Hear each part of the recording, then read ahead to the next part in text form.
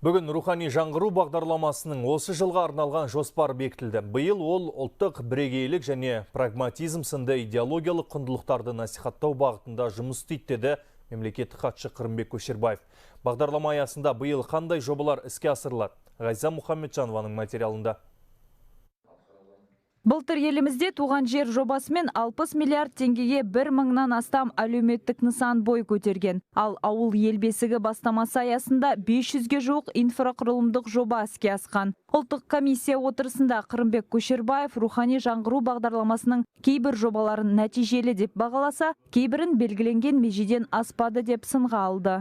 Кейбір өңірлерде бағдарламамен мазмұндық жағынан сәйкес келмейтін шараларды рухани жаңғырудың есебіне енгізіп жіберу фактілері де кездеседі.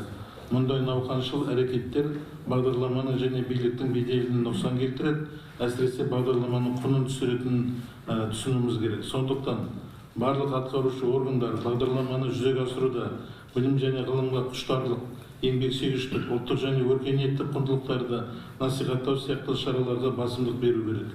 Құндылықтардың дұрыс қойылмауынан отбасылық институт құлдырап барады дейді зиялы қауым өкілдері. Өткен жылғы деректерге сүйенсек, елімізде әрбір екінші неке ажырасумен аяқталған. Сондықтан биылғы бағдарламада моральдық құндылықтарды насихаттауға басымдық берілмек.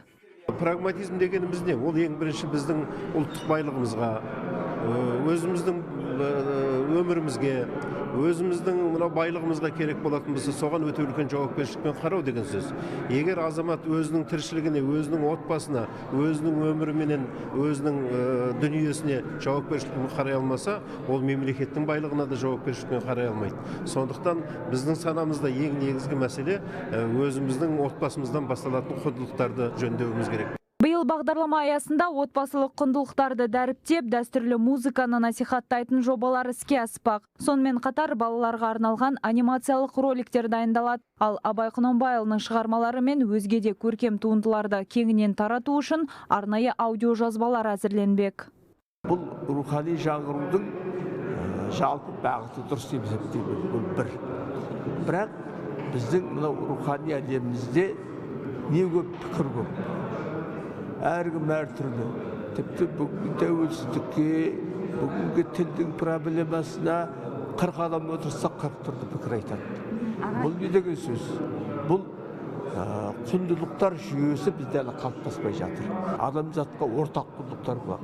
Біз соған жақындауымыз керек. Должны быть и в том числе и здоровые ценности. Қоғамда адамгершілік құндылықтарға басымдық беру керек. Талантты, талапты тұлға тәрбиелеуге ынталандыратын орта қалыптастыру қажет. Мен рухани жаңғыру бағдарламасының соған өз септігін тигізеді деп үміттенемін.